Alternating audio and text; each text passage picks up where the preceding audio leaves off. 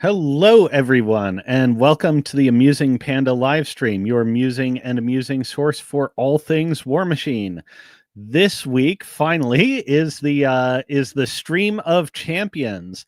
So I am joined by the two top table players from this year's Iron Gauntlet. First up, I have the Lion himself, Mr. Dan Riker. Welcome to the stream, Dan. Thank you for having me. Really excited to finally get this going.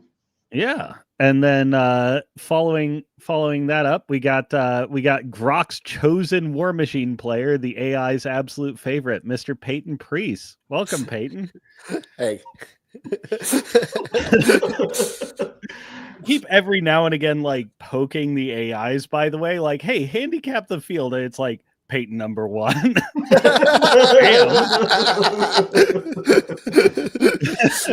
I don't understand that, but all right. Take the compliment, God. Yeah, it's a fun one. All right. So yeah. To Mr. J. Beatnik, this is not a surprise. I told you on Tuesday that this was happening, but I had car troubles all day and did not make a YouTube post about it, and I forgot to post in the Discord, so maybe it is a surprise. Anyways, wonderful surprise. Yeah, so we're all back from the Iron Gauntlet. I don't know if it's been for you guys like it has been for me, but it feels like it was 1,000 years ago and it was just 2 weeks. Basically, yeah, it was last year. Not even close. Yeah.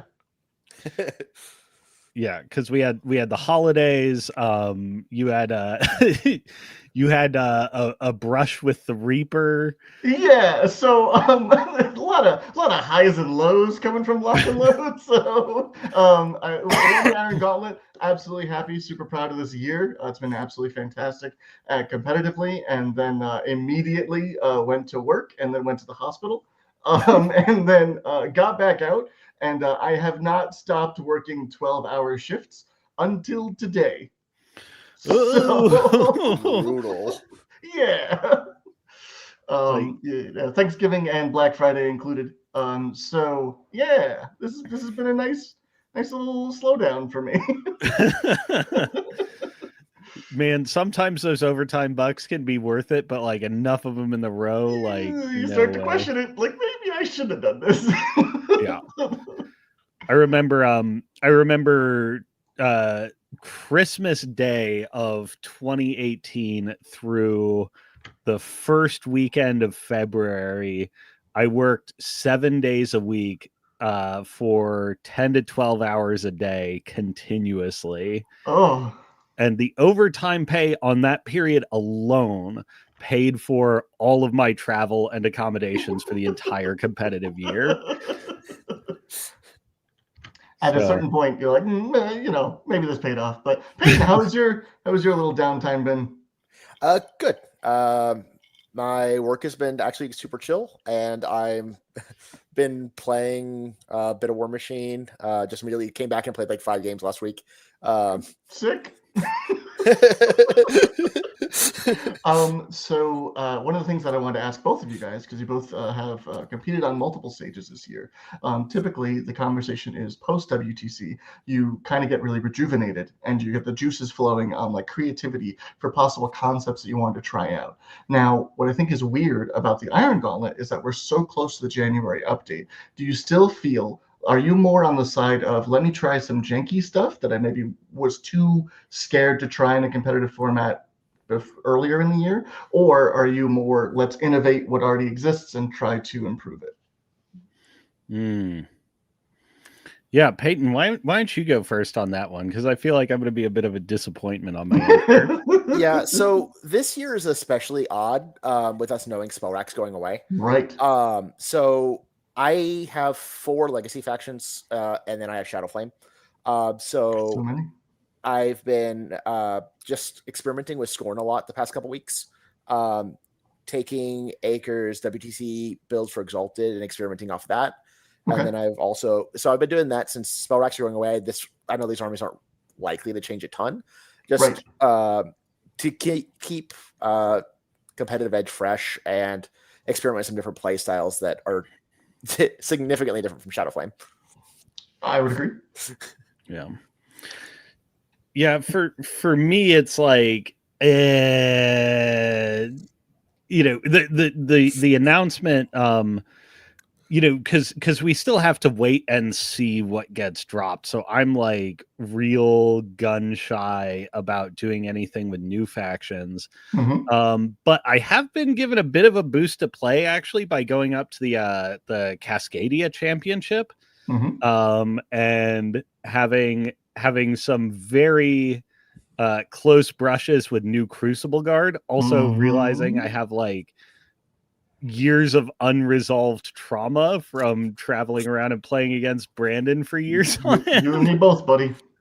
Yeah. So it's like, oh, maybe I just play CG for a bit, explore and see, like, because I am concerned about their balance. And, Brandon, I think, makes a fair observation that playing Brine Bloods, my perspective on what this faction does is particularly skewed. Correct.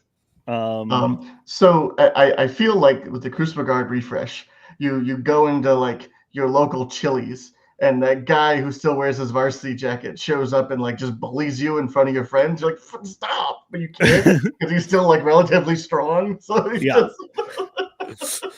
just really uncomfortable. You're like, man, I haven't seen you in like a decade. Could you stop? Apparently not. Apparently not. I mean, he's out of his meth stage now, and he's like back living the high life. Yeah. He's put his life together, and he's still giving you swirlies. Full detox, bro. Come on. So one of the things that a lot of conversations that I've been having with local people is with spell racks going away, and I kind of want to get your guys' opinion on this. Are we just entering a world where all of Legacy is viable again? Because the spell rack was the main thing that was kind of pushing that Mark IV advantage. Because like no matter what you're bringing, at least maybe I could alter my list a little bit to make it okay. Where now we're kind of going back to we're all on the same playing field. So what do you guys think about it? I think it's an interesting debate. However, I think for the majority of Legacy factions, there's on top of the spell rack, there was a little bit of power difference in the core units there in between that and Mark IV. Now there are some Legacy armies that I think that's not true for. Scorn looks, in my experience, that way between the Mammoths and the Immortals are just fantastic. And the Ferox. Oh my god. Yeah, the Ferox are crazy good. The Legends of Halak are also great. We got to say all this stuff so they get nerfed in January. I agree. Yes. Yes. The only support they're seeing is support downward. Yeah. And then things like Infernals, stuff like that. Obviously, their power matches or is very close to Mark IV for like core army power. But I do think for a majority of Legacy armies, that's not the case. So the power gap is going to be shrunk, in my opinion, but I'm not sure it's going to be enough to pull those up. Would be a shame if all those Mark IV models got -1 rat and attack power. Yeah, I think I broadly agree with Peyton. There are going to be some, like, it's going to be good to have been a winner. Yes. So there are Legacy factions, not just the ones that are getting support, like eventually Infernals, Crucible Guard, etc. Yeah. Oh, that would also be a shame. What a crazy thing if that happened. Get ready for Rat 4, baby. Oh no, not again. So I agree with you. I think that I have to always kind of constantly bring this up, that Legacy Armies won multiple cons last year. Between LVO with Corey Doyle on 5th Division and Cody's absolute rampage with Infernals. Correct me if I'm wrong. If there's somebody else, I apologize for your victory. But like those are the two big standouts for me. So I agree with you. I'm really curious to see the January update to see if some of those Legacy armies kind of fell through the cracks. And when there's 36 armies as opposed to 7 or whatever, when we're trying to figure out and balance, it's worrisome. Well, so there's one thing, like, if we look at our Iron Gauntlet experience, something like that was a little surprising. Mm-hmm. And the Iron Gauntlet field at the pod stage was like an unusual mix of factions, but 100% of the legacy factions got drummed out in those pod stages. It's Now, almost like I saw the outline for the episode and I was creating a segue. yeah. Well, so something about them, there are still legacy winners. I Yes. think, what was there Infernals? I think there was at least one Infernals, but Yes, one of my locals made it to pods with Infernals. yeah, Cool. but we Garrett, didn't. right? Yeah, big ups to Garrett. We didn't see a ton of the winner legacy factions in there, and I would describe, say, Scorn as a winner legacy faction, just because they've managed to do persistently well. But something that I think has been going on for some time is it's not just spell racks, which have historically enabled a greater degree of consistency for prime armies versus legacy armies. I think another thing that's going on there is the factions clearly have some serious design philosophy differences, just in how they produce incidental attacks, how many of their battle group or their warriors produce incidental ranged attacks or multiple attacks, just as a matter of course. And they tend to swallow some of those older armies like model compositions. Like I saw this even back in like 2023, like the first full year of Mark IV, like almost every legacy faction would just lose out of hand to Anson Wolf. They were just designed to play a very different game from him, and he would just like push them over and steal their lunch money for like even bothering to show up. So I think there's some of that, and like you may see some of that hegemony enforced just by these are clearly for a different game than these models are for. And I think you can tell that very easily by just the simplicity of legacy models when you're trying to compare apples to oranges, like what a striker can do and what a juggernaut's back of his card says. It's blank, by the way. It's just like, what are we doing? So like point for point, when we're talking about also just general steamroller like ideology, where it's like, hey, can half of these legacy armies actually split up? Or is it just they have to meatball in one direction or the other, and that comes with pros and cons. But Right. 9 times out of 10, when we're talking about legacy, the big like devil's advocate argument for myself is number of casters. So typically there is a concept or a hole in their matchup chart that they just do not have a solution for, which is why I think more times than not, there is a very tiny minority of legacy that does well by itself in solo cons, but it does see success quite a bit at like the team level, because you can just dodge those couple of bad matchups and then really push your advantage for the unique thing that you bring to the table. So like Armored Core with Harkovich Double Conquest, like that is a concept that your run-of-the-mill like all-rounder list might struggle against. But if you have the answer to kill the conquest, you kill 2 models and win the game. Whee! Like, so it's always a kind of give and take.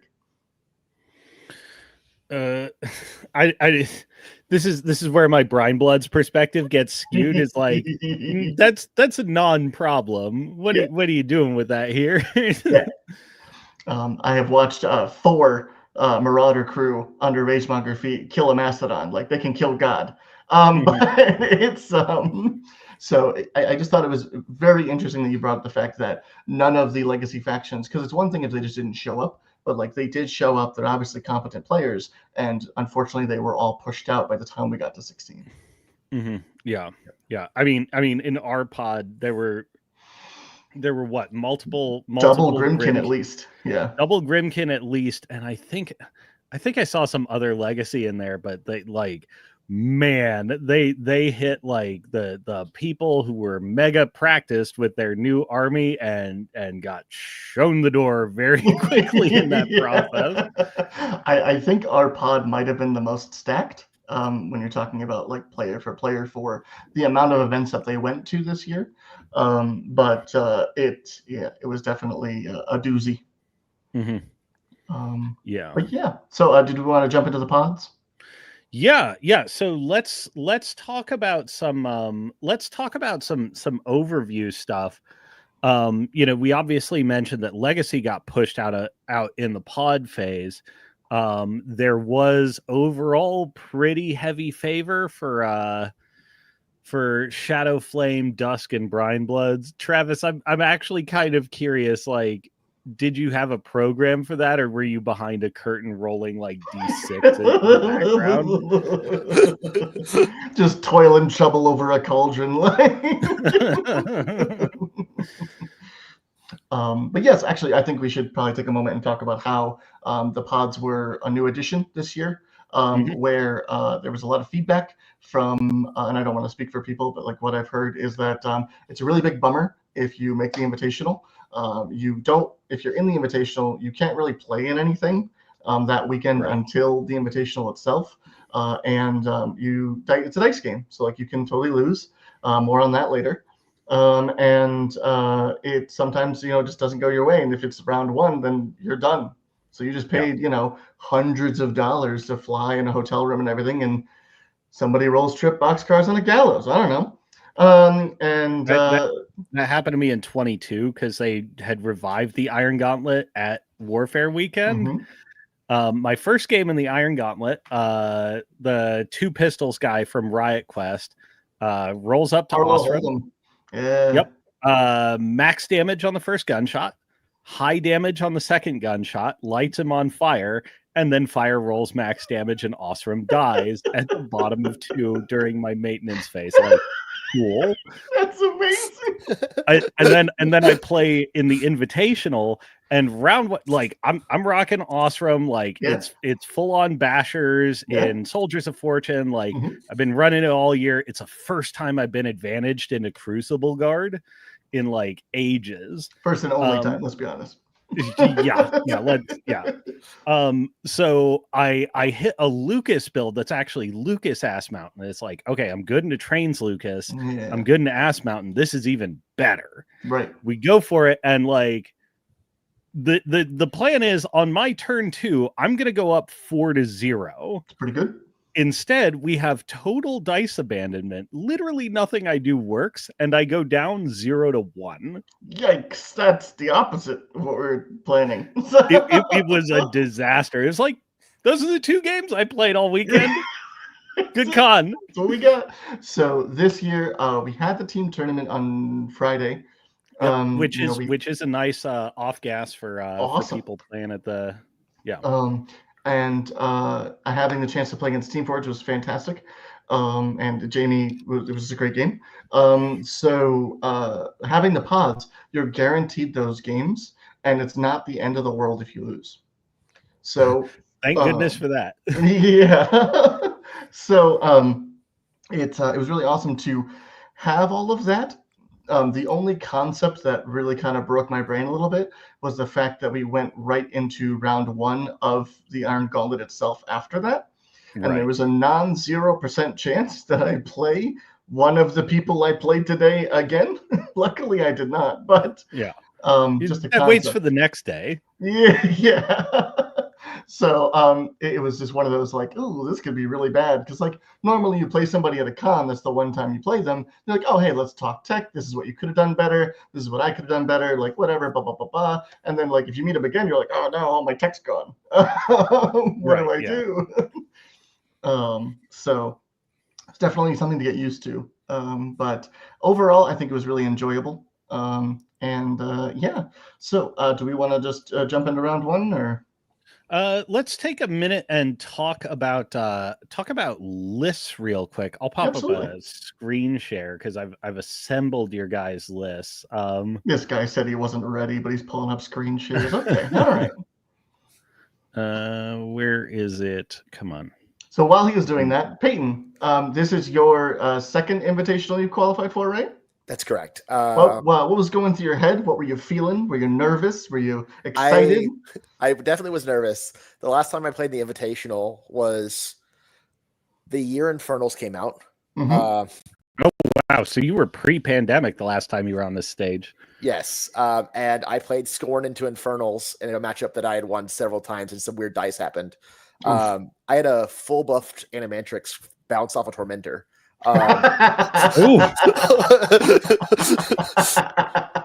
Happens every day. And lost in this first round of the Invitational. So I was just hoping that I could make it past round one. That's where the bar is set. My last Invitational was I was playing Kruger 2 in 2022, and I played Kruger 2 into Morvana 1. Zealous was absolutely shredding Circle in the mirror, and a Feral bounces off a Wool Weird, doesn't kill it, so I don't go down on scenario, and then I have a way to orchestrate a way to kill Morvana. So all for that to happen, for me to get utterly diced by Grimkin the next round. There were four dice 24s.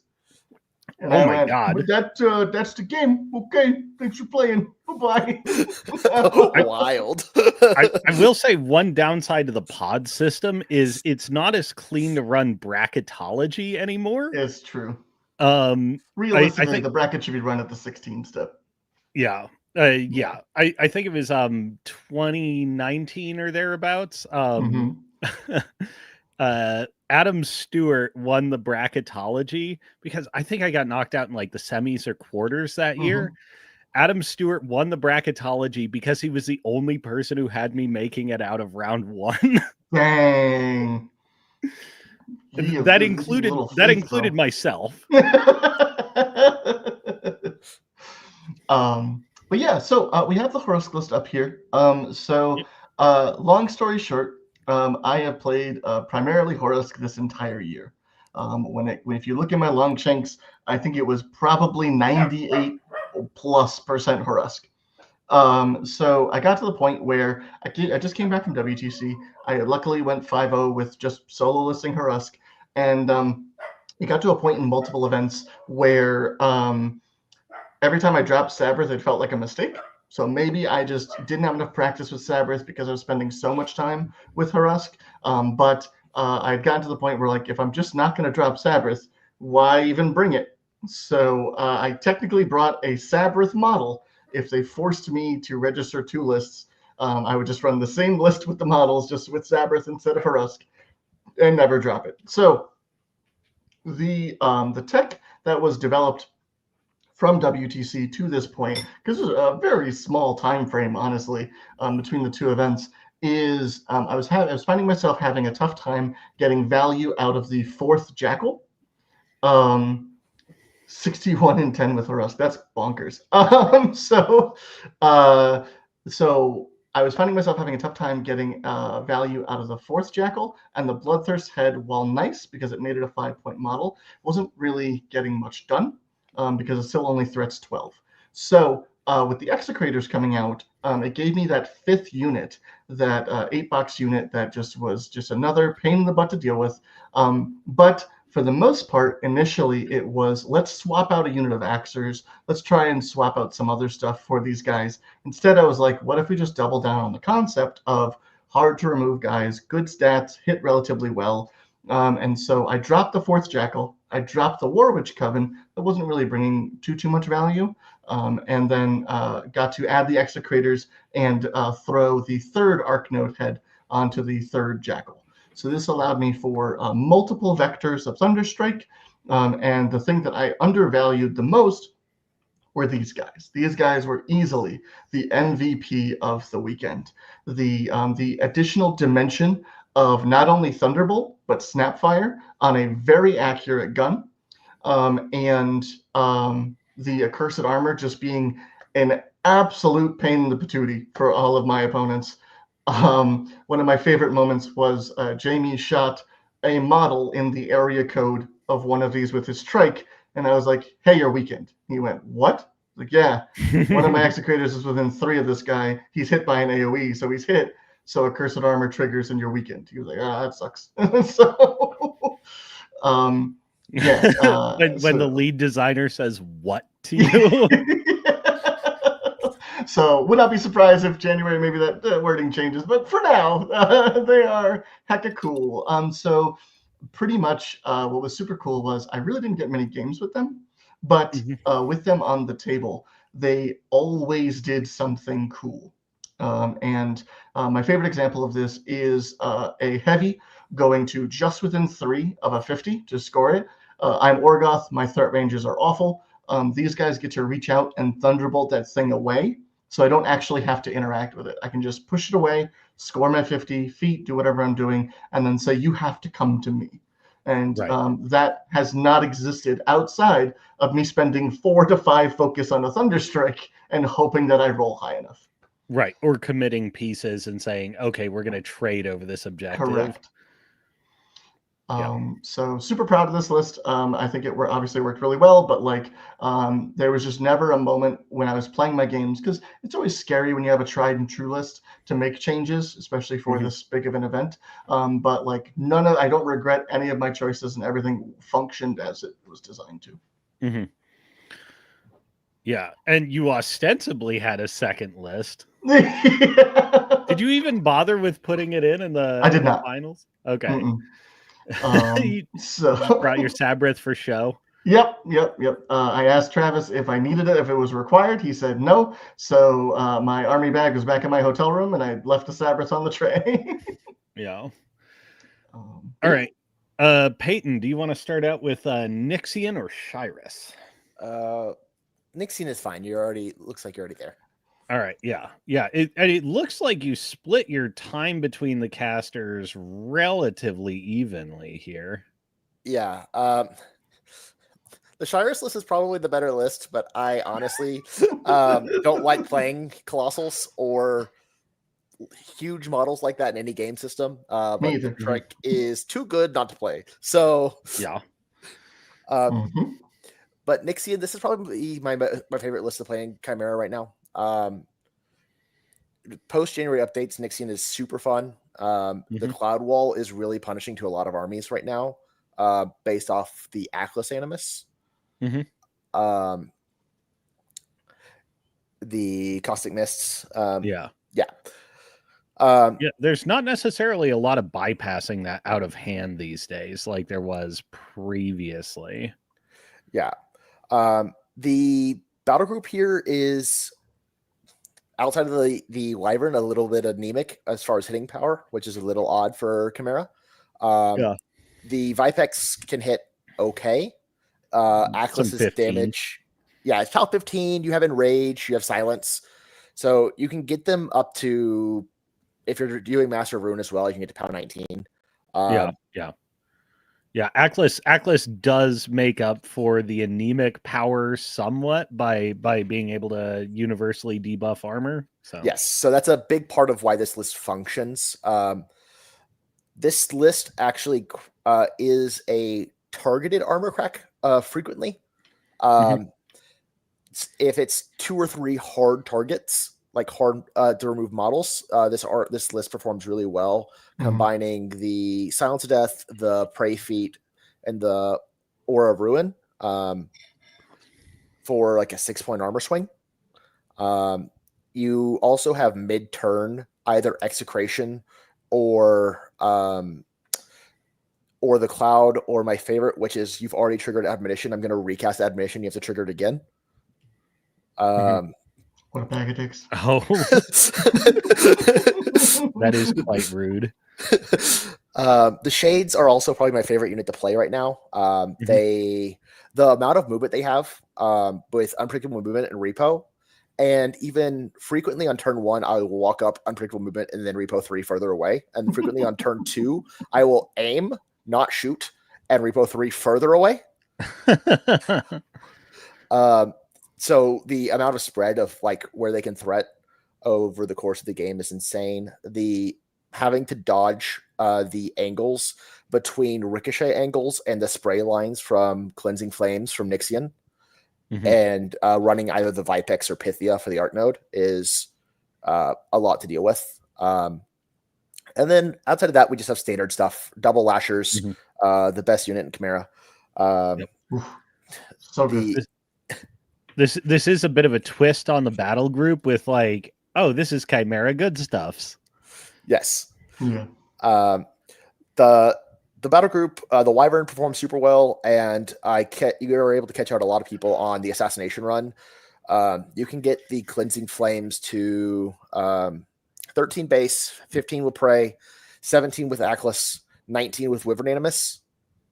Oof. And then the fire can't go out because of the Wyvern Animus, and it's auto POW 14. This list is super fun. I usually play attrition. I am normally not an assassination player, which is odd for Chimera, I'm aware. Yes. But I usually prefer playing a high threat ranges and attrition to just push scenario.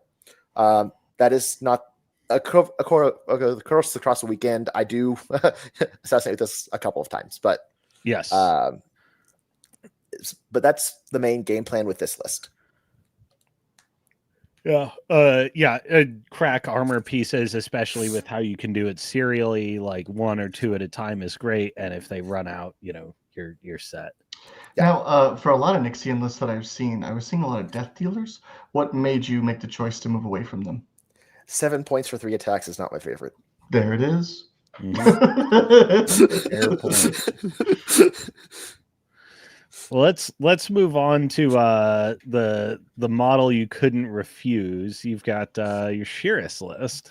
Yeah, so Sheerus is. I started playing the game with her, or Mark IV with her.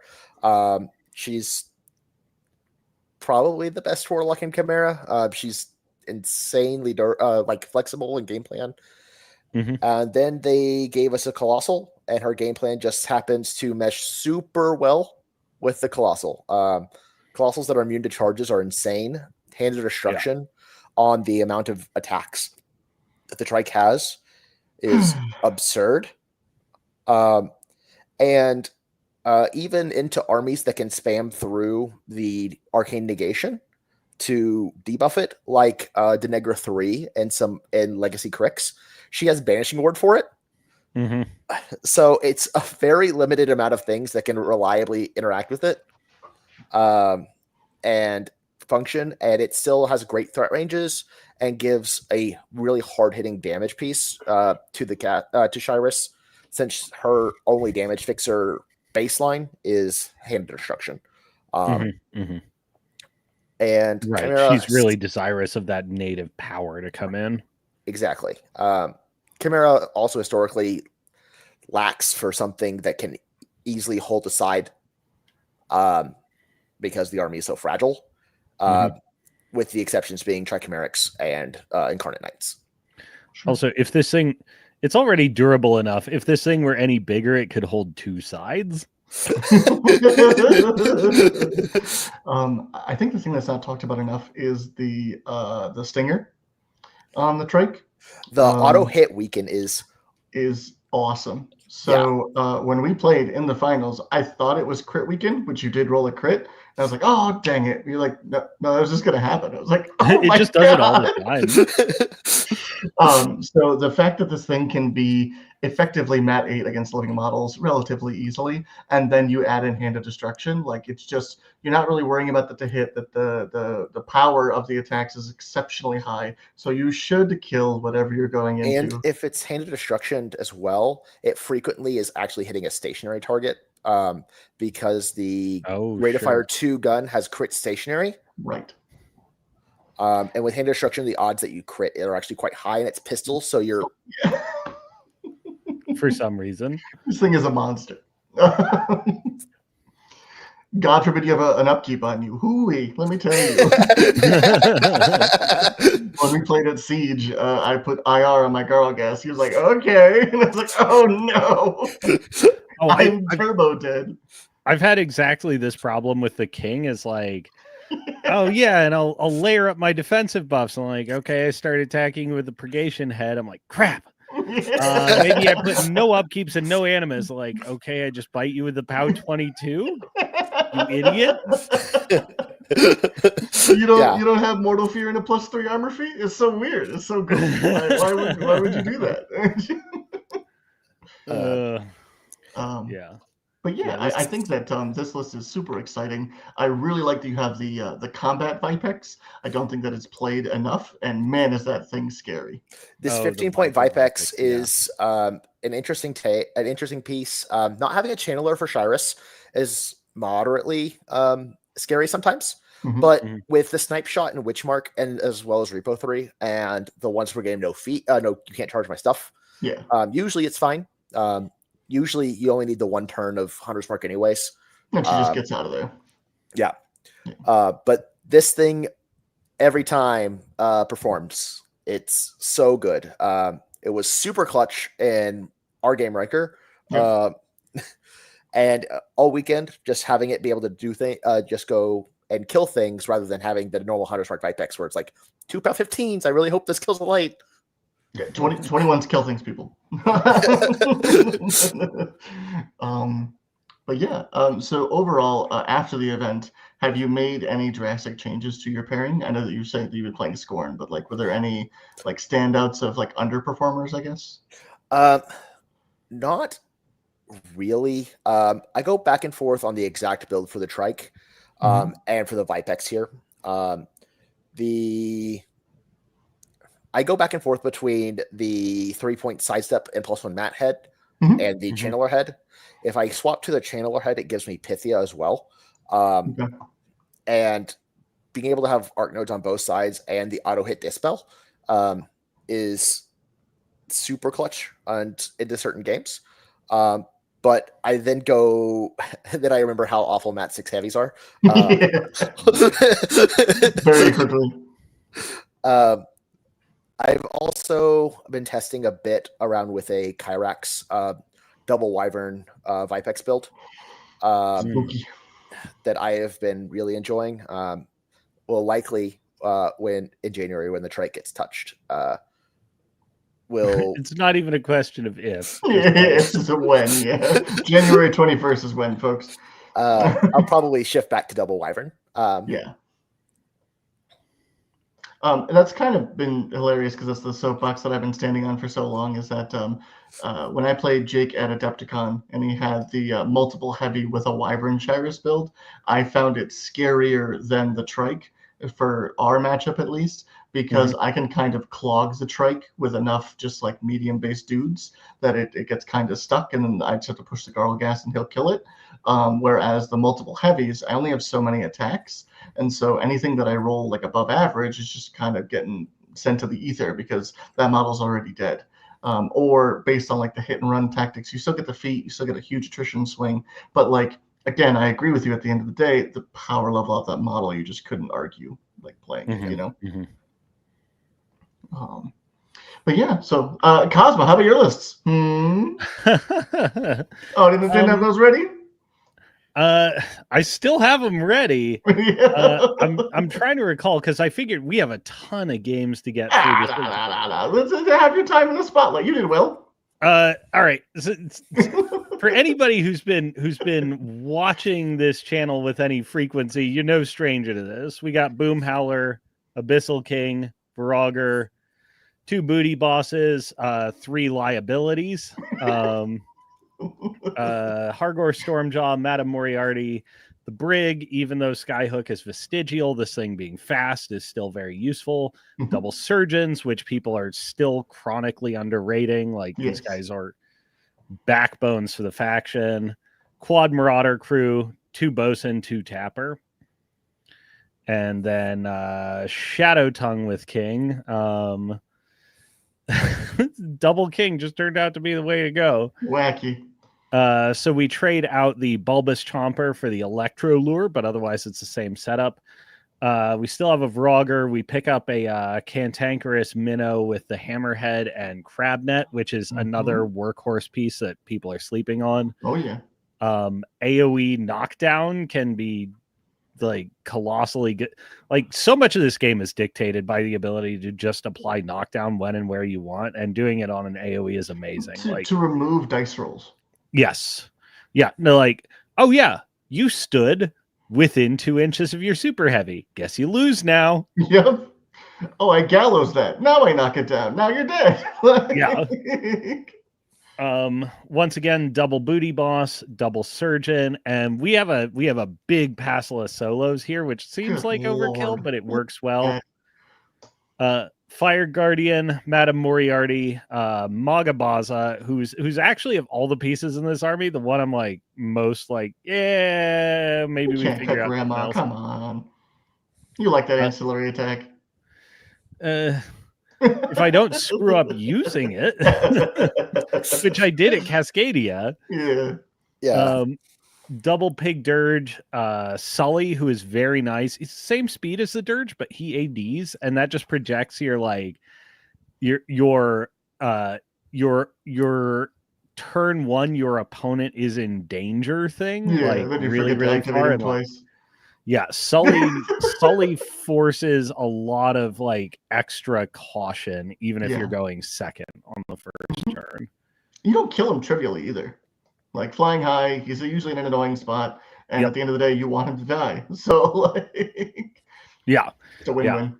There's a funny bit of tech too. I don't know how many people are aware of this. Albatross does not go off when he gets channeled through and dies, but Fiery Blast sure does, and that can be intermittently very funny. All right.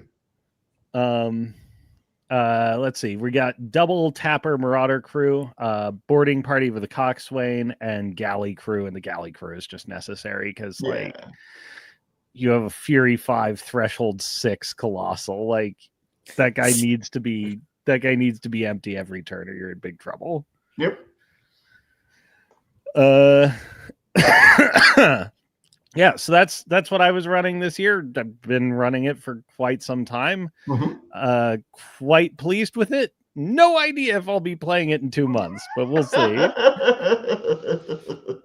Amazing. So just do we want to like kind of lightning round our pod? Yeah. Let's roll through the pods real quick. Oops. Okay, there we go. Let's roll through the pods real quick.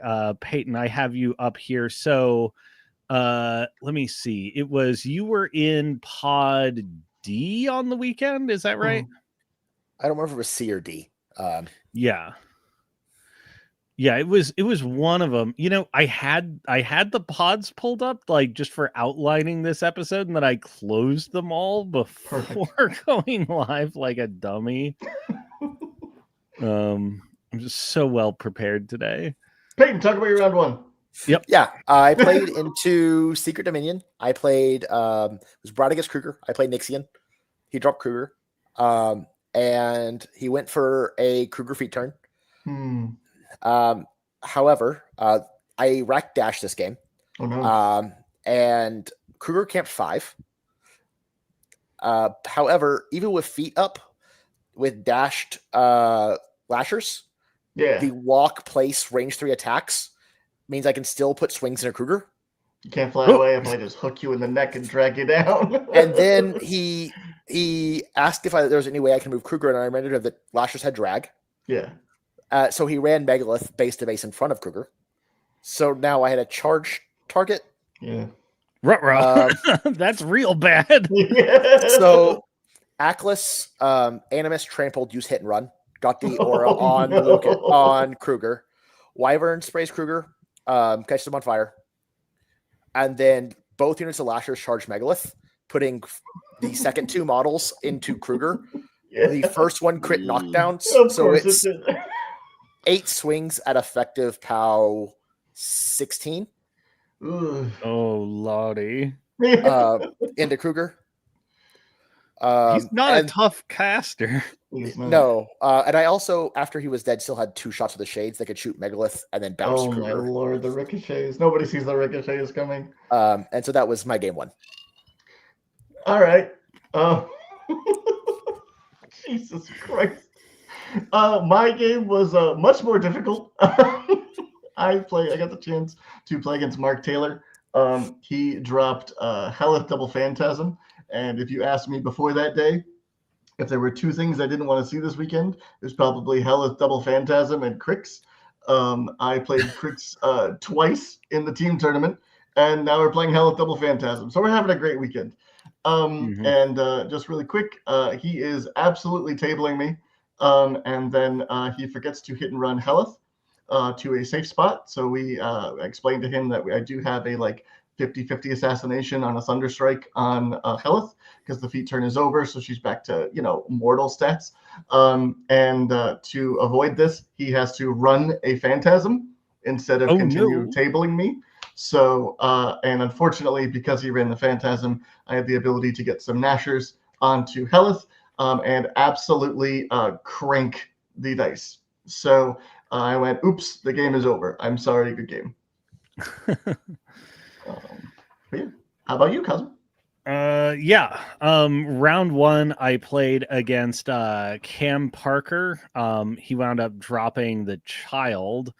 It was double houses and a cage rager and some other things. And I'm like, I'm looking at this. I'm like, I don't think you can kill 34 Marauder crew and a king.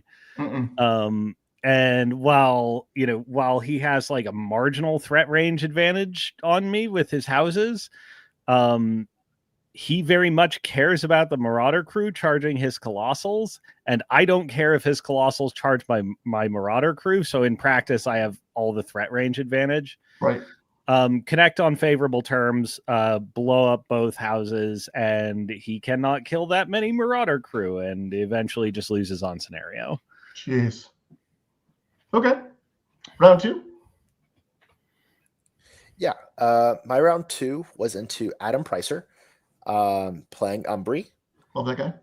And the game here was Nixian into Lycia. Okay. And we played a really awesome game, but he took just the amount of time he had to take to catch all the angles to make sure that the heavies were safe from wyverns and shade and like protect the important pieces from shades. Ended up eating a lot of clock. So we played just a really close game for the majority of the game. We're just bleeding minimal pieces. Basically nothing of relevance died till turn 4. I killed, like, before turn 4, I killed 2 units of wardens, and a hound, and he killed the shades that had run to contest. Oh my lord. Okay. Hey, Rick. Woo, Rick. But on his turn 4, he was down to like 6 minutes on clock. There was Nixian on a hill camping 3, and he decided he just like this was the only line he had. This is his best chance, yeah. Yeah, so he went for it and ran out of time during the run. Yeah, I think I walked up on the tail end of that game, and it was quite a long one.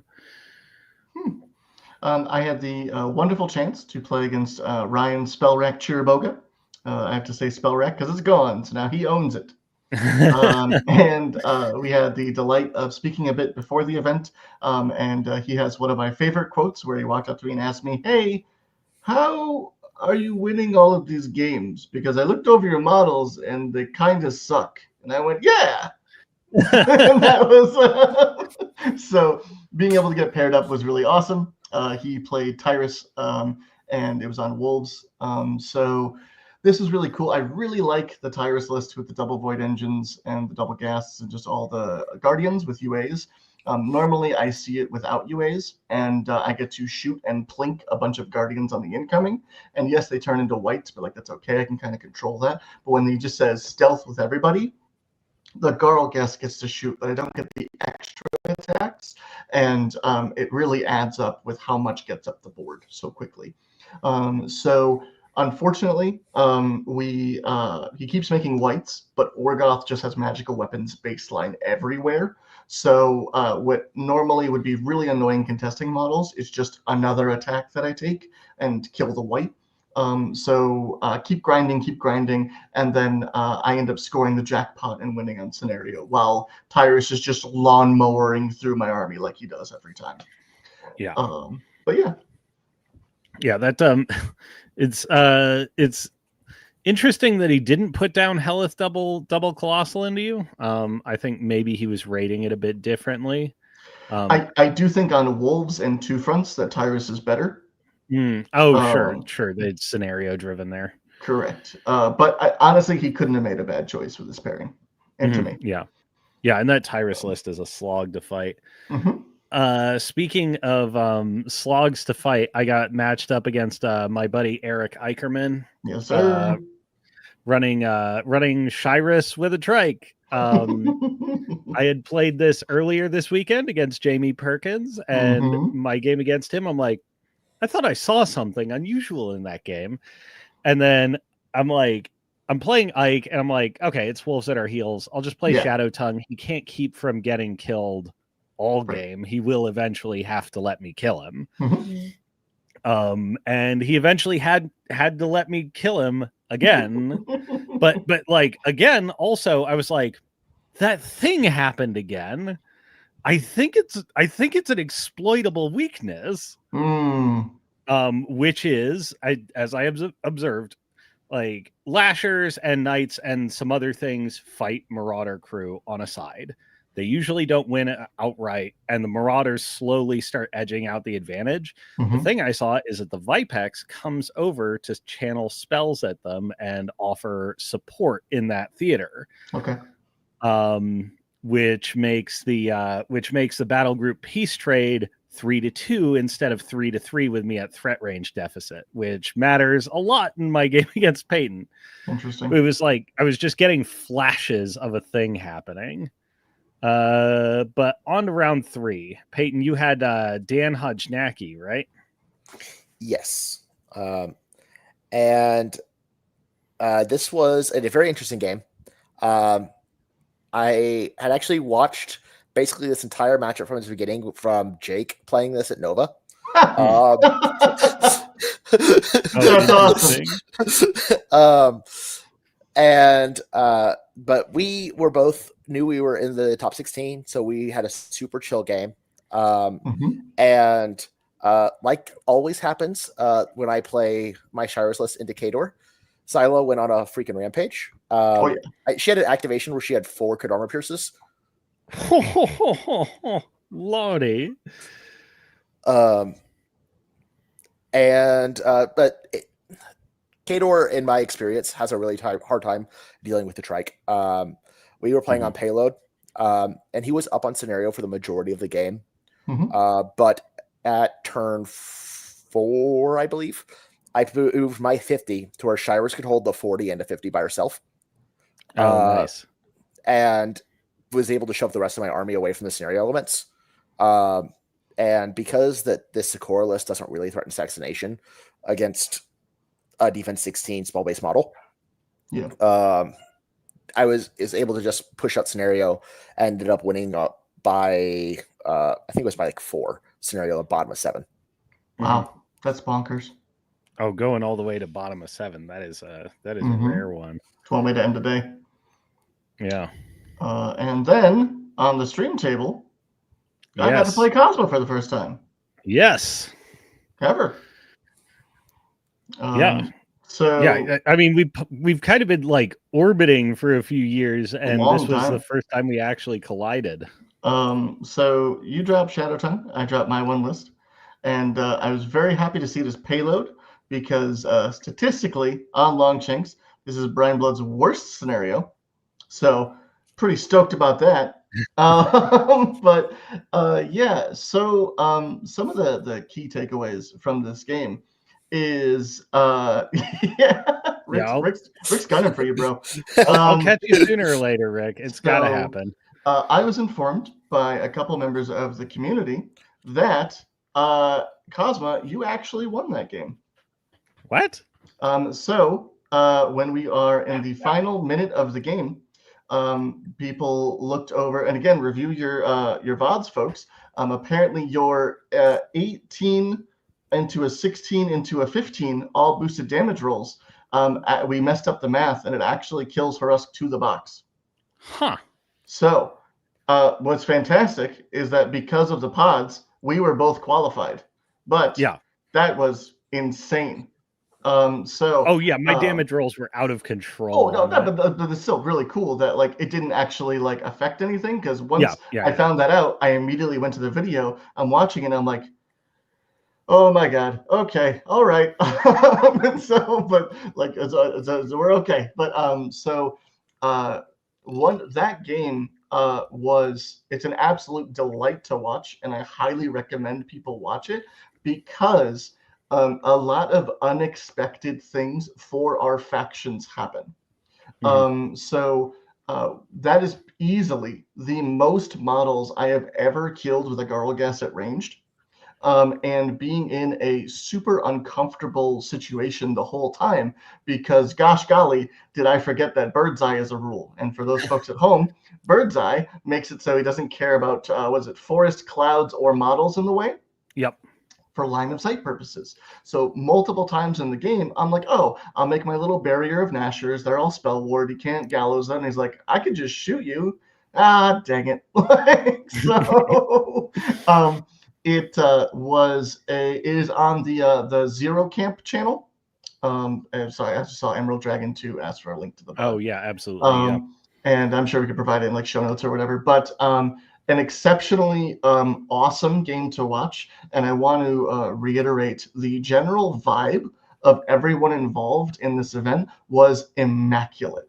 It is, hey man, what do you want to do? Let's facilitate it. I'm not going to be like, actually, you couldn't, no, could you just, I don't know. And it was just, everyone was having a great time and still super competitive, super clean. And like, man, I cannot gush enough about how much fun everyone was to play.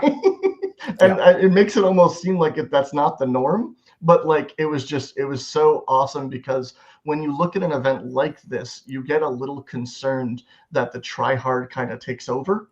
And it's all about the win. And while everyone would like to win, it was very much just about like achieving what people wanted to achieve. So when we were coming up to payload and you're playing Shadow Tongue, what would you say were your priorities in the matchup? So here's the thing. My priorities are win the opening maneuvering game. Because the Garlgast has its rocket pods, and because you have the Tarask with its harpoon, there are a couple of opening maneuver plays like where it's like a couple of millimeters difference, but like if I get the measurements wrong or the angles wrong, like it's extremely costly mistakes. So priority 1 is win the maneuvering game. Priority 2 should be like carve out a scenario or attrition win. And I think I really failed in priority 2 because like I'm pretty sure that maneuvering game, like in the first 2 turns, went quite decidedly my way. And then I'm like still beating myself up over that game. I'm like, I just played like the most unfocused, like messy, least effective target prioritization of any mid game I've played in a long time. You passed the turn back quite a bit, and there were like quite a few models with like 2 or 1 boxes left. And I'm just like, okay, I guess I'll get this extra attack for freezies. When like I kind of wrote them off like, oh, they're gonna be dead. So obviously like I got a little tilted early on because of the no knockdown tough checks. Sure. And because of the tactical choice I made to not bring Molgreth, I was kind of kicking myself for this because again, I'm at the mercy of the dice. Like, so it's not like you play any different. You're not going to play like, oh, they're going to make 5 tough checks. It was just, they're just up there. And so when you started to roll them, I had to shift my plan to like, okay, we got to focus on getting choking ash on them, not killing them. And it was those little extra, and this is what I enjoy about the game so much, is that there's those little interactions and rules that never really come up, and then you get to use them as a tool for your direction on the game. So unfortunately, it is still payload, so it's a dead scenario, and we're not really shut up, Rick.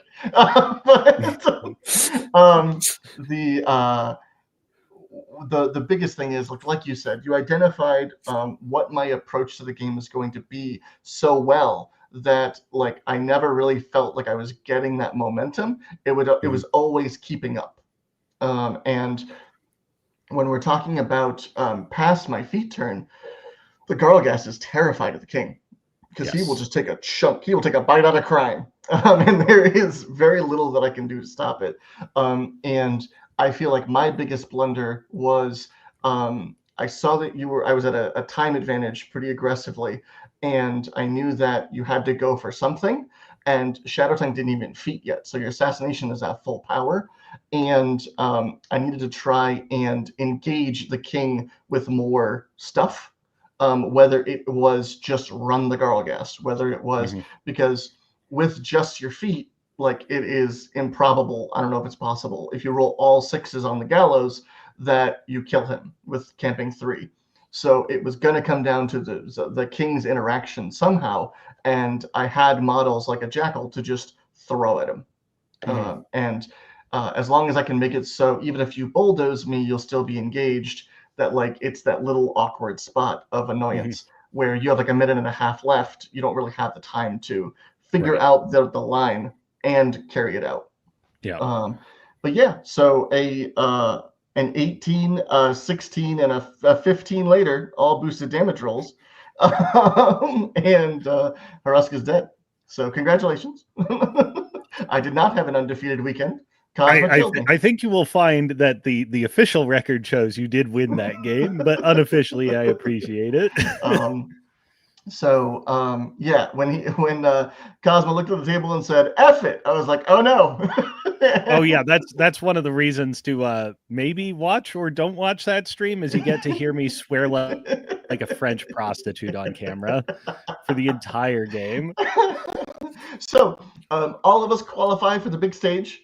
And how did you guys feel about the 3-hour break and then right into round 1? Would you have preferred playing 4 rounds the next day? It wasn't a possibility. This wasn't like a choice we had. I'm just trying to get your guys' opinion. Personally, I would have preferred 4 rounds the next day, but you know, con logistics are what they are. For me, dead time at an event is like my psychological worst enemy. Yeah. So like, you know, I if left to my own devices, I would have spent like that entire 3 hours just chain smoking cigarettes outside the hotel. And then fortunately I got abducted by Nate and taken to a good ramen place. That's awesome.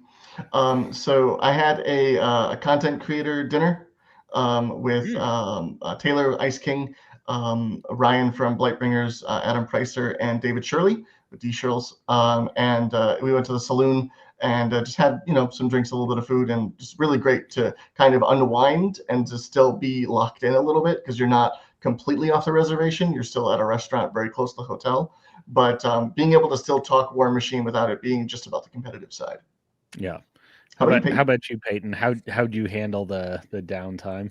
I would have preferred 4 rounds the next day. I also, if I know I'm going to a competitive event and I have a 3-hour break, I will just go into anxious thinking about matchups. Might I recommend cigarettes? I would not recommend that. Don't do that. Luckily, the Dallas crew grabbed me and we went to go have some dinner. We just had a good chat. I met them when I was at Route Commander Runnable. Max and them. And we just had a good chat, and it helped me unwind for a little bit before I started stressing about double Phantasm Bing and Riker. My 2 backup still being in the 16. He was thanking his lucky stars that he dodged it up until this point. Both of those things. Indeed. The Dallas metas were really, really great. Like, I'm super glad I got to introduce my Tucson guys. Max in particular is a gem. He's just fantastic. So yeah. So now we jump into the real event, the single elimination stage. Win or go home. Cosmo, what was your first round? My first round was into Nate. So just a casual round 1, no big deal. It's fine. Yeah. No, yeah, the like stacked schedule weekend continued because like Nate was in like the group of 4 or 5 people that, like, if I were to handicap it, I would say is likely to win. Obviously, you he two was an guys. yeah, he was up there for the favorites for sure. And although then, AI said Peyton, so I don't know. And then so I put down Boom Howler into his Saverin list. So that's 2 wrecking crews and suppressors. He has Nostilla and Aberration. Other things. It's actually super funny because we were talking about philosophy for the Hounds and how to play the Hounds on scenario at dinner. And we go into the matchup like, I know exactly what these guys are going to be doing all game. That thing we were just talking about where I didn't want to give all my tech away. So we had some back and forth. I was able to run him out of ability to kill the king, which is commonly a Boom Howler win condition. And the king could control the central 50s on wolves. The problem was, like, the fight was over absolutely everything else. I had some plays into the hounds where I was not able to eliminate them as quickly as I wanted to. Nate was also deliberately targeting down my surgeons this matchup, which was like, I'm like, in my head, I'm like, stop it. You are seriously compromising my ability to win the extreme late game scenario here. I need those. Stop it, Nate. So he targeted those down early. Fortunately for me, while the hounds ran his right side, I had been, over the course of the game, able to contest it more than he was. And my left hand side, I think he only got like 1 contest in there. So with the king moving some double scores and then that left hand side sort of being run away, I wound up taking it. That's awesome. If Nate had found a way to contest, I don't know that I win on 7. I don't know that I lose, but it's going to be like, it will come down to 7, and it's going to be a close thing. Oh my goodness. Peyton, how's your round 1? So I'll preface this by saying this a couple games. I don't have a consistent local Troll Bloods player or Blind Bloods player. So I was not sure how this matchup went. I ended up playing into Shadow Tongue. I dropped Nixian. And this game was super interesting. He made a mistake where he left a dire troll inside of Hunter's Mark charge range of a wyvern. And normally I don't take this. However, the landing spot was going to get put within 2 of another dire troll that I couldn't actually see to charge. Mamma mia. So, wait, so you just get 2 dire trolls? 2 for the price of 1. Yeah, so the ad mode, the ad mode wyvern, I dropped admonition off of it, so to silence it, because I needed the extra power to kill both heavies. So he went in and killed 2 heavies. Big Pig then follows up and kills the wyvern. Sure. But he leaves Carver in a little bit of an exposed position. The shades? So the shades. I blessings 1 shade. And 1 shade eats a transfer and leaves him on 2. The second shade shoots Pig. Ricochets to engaged Carver. Hits, crits, kills Carver. Oh, that's brutal. And at this point, I'm feeling pretty good. Yeah, I bet. Up 50 points. However, the next turn, a Virager by itself, with no buffs or anything, just solos the Vipex. Casual. Just hits 5 hard 7s in a row. Easy peasy every day. And this leaves me with no battle group or with just Atlas left. And as the only transfer target. And we're both really low on army on models, but he has like 1 unit left in the frog. And all I have really left is Atlas and some latches on the other side. Sure. but he's low on stuff, so he decides to go for a run. Nyx is in concealment, behind a defense, camping 3. Sure.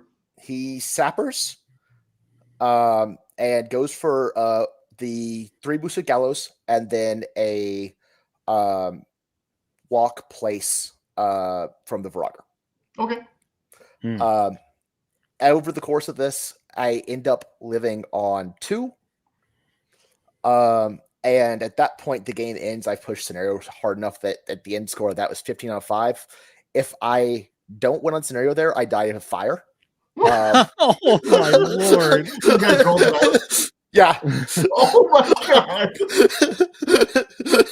Just a casual round 1 for everybody. Yeah. No Wow. kidding. I had the chance to play against Shane T. What was your seed?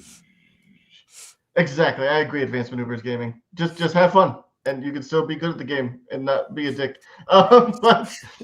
So Shane, I got to talk to earlier in the event. He was a fan of the show that I produced called Battle Driven, and we got to talking a little bit.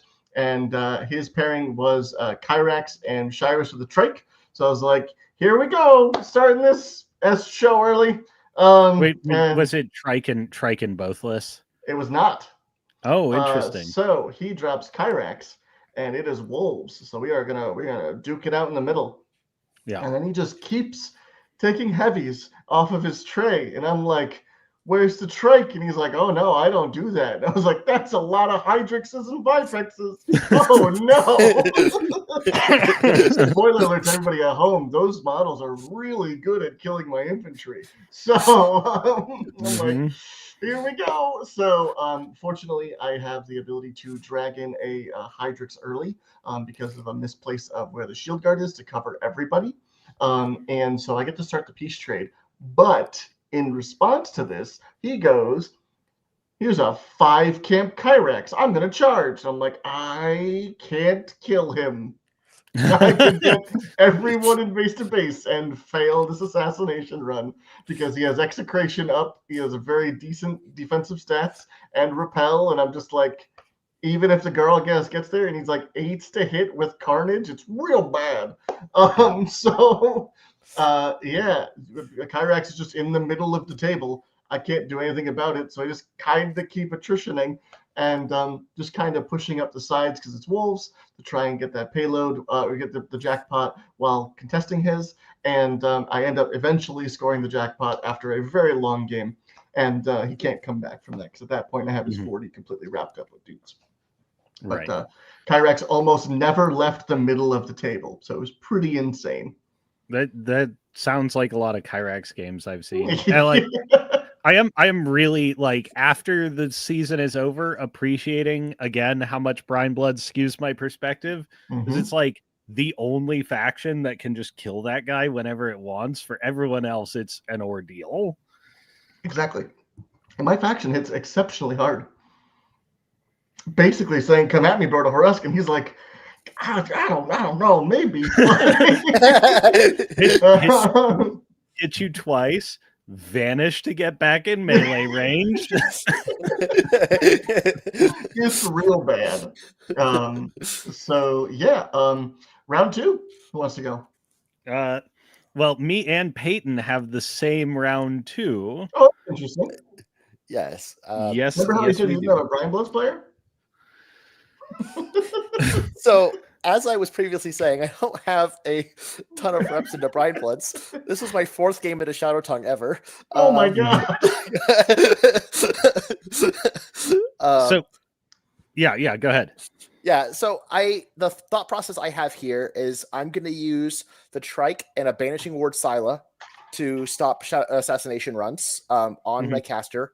And we are on because giving her stealth is essentially an out for Shadow Tongue's assassination run as long as I can't run an arc node. Do you? Yeah, and we're on 2 fronts. So normally I would run Nixian into Brines.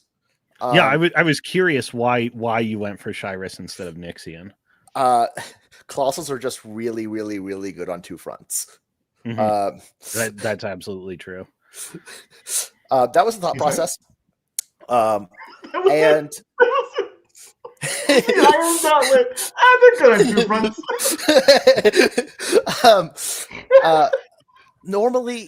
Normally, if I can keep the king off of the trike, Brian's can also struggle to kill the trike. So that was my normal thought process range. Also, normally Lashers of Silence can hold their Don't try own. to backpedal. You picked it because Colossus are good at 2 fronts. Move on. That is also that is a different portion. That's definitely a large portion of it. So my position was I was going to use the Knights to hold up a unit of Marauders for a turn, and then send in my 2 squads of Lashers to hold them off for another turn. Buy up the real while the estate trike, units. while the trike and Scylla tried to clean up a side, and that did not go as planned. Oh no, I'm drinking a Pabst Blue Ribbon, mainly because it had a Godzilla art on the can. That's all it took for me. I wish that was me. Those are not stocked as much as they should be in Phoenix grocery stores. Oh no, I'm so sorry. So what failed miserably? So I jammed with Knights, and then Cosma didn't roll below like a boosted 11 for damage. Oh no. Marauder crew can clear out most of Knights in one go. Yeah. They don't do it all the time, but they did it all the time this time. Yeah, so my plan was you were going to kill 2, and I was going to have 1 left, and then I would run the last Knight to Scylla, and Scylla spray would going to clear off the things you're using contest and regrow the unit back, and then turn 4 I would run it back to contest. Got it. So that was instead the whole unit died. And on my following turn, I missed 5 of 6 7s. Oh no! To clear my own 40. Oh yeah, because that was I put in the pig ambushers, and they made life very difficult for some Lashers. You didn't take your Rat 5 Colossal and kill all of them? Rat 6. No, I'm Rat 5. Ike did that to me in our game, and it was like, yeah, I understand. This 30 something point model just stops and blows up pigs. Like, you got to do it. Yeah. Way to go, Buckaroo. This is also the same turn that he puts up in Enliven Vrogger that I realized after the game is bait. This was the thing I saw happen, which is the Marauder crew will slowly start to win out their side. And what I observed against Jamie and against Ike is that Vipex starts peeling over to go support that side. And it happened again. And I'm like, by God, we're on. Yep. Enliven Virager, get up there and make this peace trade. Yeah. So I make a couple mistakes in this turn activation. But what happens is Shyrus goes up and shadow binds the Virager, so it can't enliven backwards. Sure. She then hosts of shadows to allow the trike to charge through the we several had obstructions. Million tiny obstructions on this. Oh board. no. So he kills the Virager with basically just his melee initials. Okay. And I shoot the 2 Thunderbolt crit stationary guns at a Marauder model, instead of shooting it at the Deepborn. Oh no.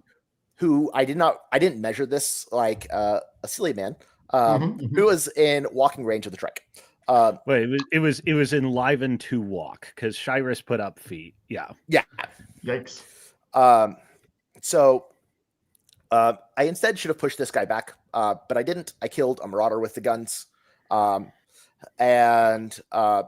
killed the Virager. And that's basically my turn. Sure. At which point Cosmo goes for play I didn't see. Let's switch to Cosmo's point of view. So the dire troll comes. Well, the dire troll. So the king is like over 9 inches away from the trike, and Peyton's like, he's more than 9 inches away. You can't walk there. And I'm like, I am aware. Tramples in and just starts buying attacks with rage on him. This is after you feeded to Hex Blast through Arcane Negation to clear Dragon's Blood. Yep, Oh, because wow. the Colossal had to live on 2. So Shadow Tongue's like, Moriarty's like, here's a Hex Blast, and Shadow Tongue's like, let's just overpower this sucker. Wow. That's super cool. So line up a perdition elsewhere. The Dire Troll goes in and finishes off the trike. Now let's wind back a little bit to like, you ever have one of those moments where like, I don't know what to do with my hands. So Shadow Tongue is hanging out behind a wall just inside kill box, but I'm like, I've spent all this fury. I don't know where to go to be safe. I'm like, I don't want to think about this anymore. I'm just gonna hang out and hope the wall is fine.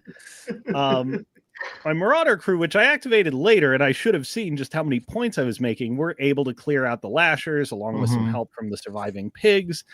The correct answer was, oh, maybe I run Shadow Tongue sideways. Like, no, I can't get anywhere. Maybe I'll get charged by some other Lashers. Like, the correct answer was Shadow Tongue runs 10 inches back into the kill box. Right. But I didn't take the time to see it. And I also, Peyton had sent in a what do you call it? A Paragon. A Paragon had the previous turn had charged, killed something, and sprinted to the 50 the king was on. Oh, okay. With feet up and over a wall. Yep. My stupid ass says like, all right, we've killed the trike. Mission accomplished. Let's get some bonus points. Yeah. Magabaza activates, throws an ancillary attack through the king. Oh, no. And misses the Paragon, who has dodge. Yeah, so since he was barely inside feet, he got dodge and dodged out of melee. Yep. You dumbass.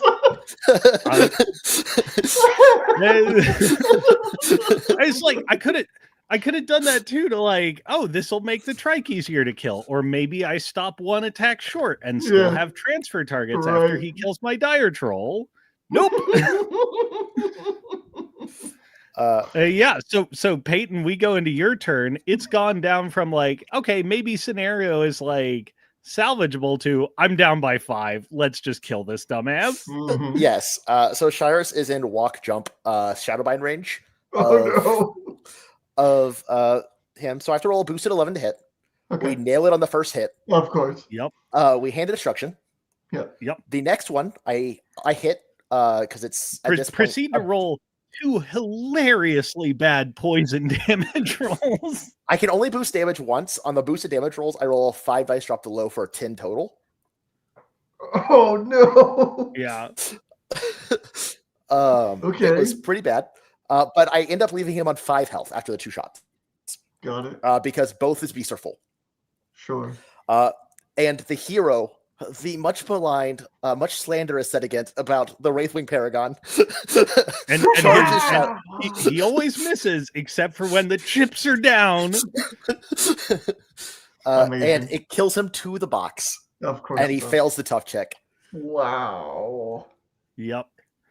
Yeah, that was a roller coaster of a game. And I think I mentioned this on the con wrap up, and Brandon's probably sick of me telling him this, but like, you know, we figure out the game, and I pick up the clock and point to the 14 minutes on my clock with me dying like this. I'm like, Brandon's gonna kill me for this. The tactical kill box.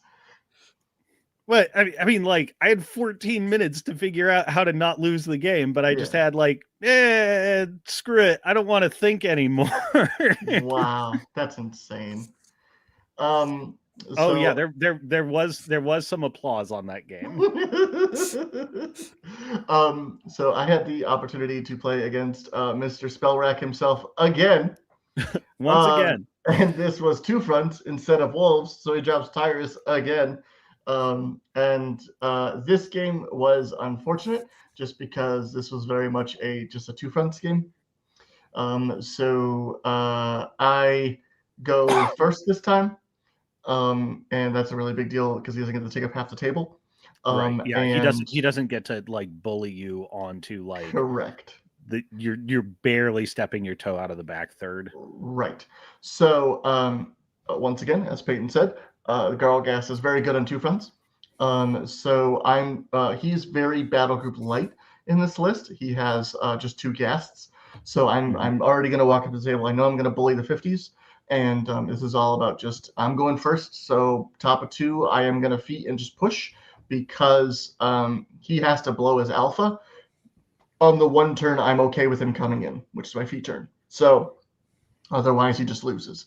And unfortunately, his turn 1, he was just a little bit cautious, not full, balls to the wall speed. And this allowed me to take a really aggressive approach with everything under feet and to just put everything in like the max annoyance spots. And unfortunately, this paired with a string of unbelievably bad dice. I had a unit of Axers and a Jackal next to his flag piece, and with an entire Guardian Battleless charge and the help of some cats, he killed nothing. Ooh. So I think I made like 4 or 5 tough checks, just absolutely abysmal. And so we're gonna tough out your seeker, so you also get no entropic force. Correct. So it's just absolutely brutal. And then because of that, I end up just kind of clearing everything, double scoring, and then he doesn't have the ability to come back. And so this game was a little more anticlimactic than our previous game, but we talked about it, and I think he needed to get Tyrus involved with those models, which is Flashing Blade Battlelust, and just keep going, because nothing could really threaten Tyrus where he was. And then just like throwing the gas onto the 50s, making that as annoying as possible to make me use resources. But one of my favorite plays was going Guardian Bowling with Thunderstrike, where you just hit one of them, and then it's all collateral damage, so you can't make ghosts off of it. So you pick up a whole bunch of Guardians without having to worry about the Casper the Friendly Ghosts that pop up afterwards. But yeah, so that was my round 2. Round 3, Peyton? Yeah, I play Shane Irons. He's playing Crix. Mm-hmm. This game is Nicaine and Nixian. I've played this matchup several times. It's normally a pretty close game, and it's super interesting because both of us can kill each other at any time. Right. I go first, and I run everything full tilt. Go ahead. Was he running corpse crawlers into you, or was that his other list? He had corpse crawlers in this list. It's actually a portion of how this game goes. I run full tilt up the board at him, and he runs up an arc node to get a venom on 2 stalkers. Okay. But it has to be in range of a Vipex to do so. I free cast Howling Flames and take off half of a arc node, and catch it on fire. He also doesn't ask for threat ranges this turn on a couple key units, namely a Wyvern. That's a big model. So the corpse crawler does run up and is like 13 3/4 inches away from the Wyvern. So my Vipex walks up and Hunter's marks it. Yep. And gets to a spot where it can, if it kills the corpse crawler with its melee initials, can spray Nicaine. Okay. Shoots is 16, 17 with dodge, camping 1. Okay. If she gets the dodge here, I can pivot into sending lashes into the entire army, which was the plan. Okay. So it does go in and kill the corpse crawler with just its melee initials. Yeah.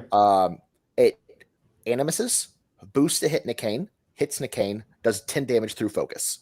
Oh no. Then Nixian walks up, uses Lucky Penny, then walks up and barely catches Nicaine within 12. Okay. With the apparition plus the walk and then control. Mm-hmm. Moves prey there. Mm-hmm. Sprays her twice and she's dead. Dang. Top 2. Yeah, I know. First of all, I want to give big props to Shane. I know that this tournament this weekend was really big for him, and I'm really happy that he made his top 4. He should be really proud, and that's just really awesome to see him because we played at Adepticon We dodged each other at Siege, and it was just really cool because I got to play him in the team tournament that weekend. Again, it's all these crazy stories of like, unboosted 8s or unboosted 10s. I know that I think this previous game came down to like corrosion checks and tough rolls on those, and just I think it was on stream for the round for that Zero Camp channel, but just absolute insane games. So unfortunately, like, it could have been fatigue, it could have been anything, but like not checking the threat ranges was a really big deal, and you identified it and pinpointed, and ka-chow, you're dead. See you later. I know, because we were basically still like, I think in turn 1 of the stream game, I look over and I was like, okay. Guess if I win, I'm playing Peyton. Okay. So right, you're playing Peyton, and he gets a nice long rest. Yeah, he does. Man, again, kind of a check in the box for these the cigarette idea. You could have had all the time in the world to go chain smoke. So it's trench warfare. I don't know if we mentioned that or not. I get to play against Ryan McCon. Basically, we have a long-standing tradition of any major convention that we go to, we are going to play each other at some point. So I'm glad that stayed alive. This is the first time that we played where he's not playing some legacy bullshit. That gives me fits. So unfortunately, in place of that, I get to fight against Tyrus again. So great, awesome, cool. We get to play Trench Warfare, and this game is on the stream as well. I was very fortunate to have 3 stream games, which is really cool because I have like friends and family watching at home. Yeah, so what this kind of boils down to is one very critical early misplacement of a unit of Dreadguard Cav. So he goes and he just kind of runs them up, and there is like a millimeter of a spot where a Jackal can contest my 50 on Trench, and he can't get to me. So this is a really big deal because I don't have to give a Jackal for free. I can contest and be relatively safe. Now he can like slam me or do something like to interact with me, but like it's not gonna just kill it. So I don't have to defeat, which is really big. So we end up just playing a really grindy game where there weren't like too many choices that like I would say this is like a very textbook game for the matchup, where there is a very small window for his models to do work, and I tried to make sure that was during like the most layers of unfun with Feet and Mortal Fear for the couple things that it affects, and I just kind of grind him out because he doesn't get to abuse his alpha with the distance. Mm-hmm.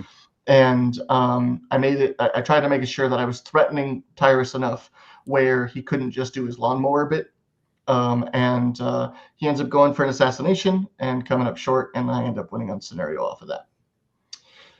So we are on to the finals.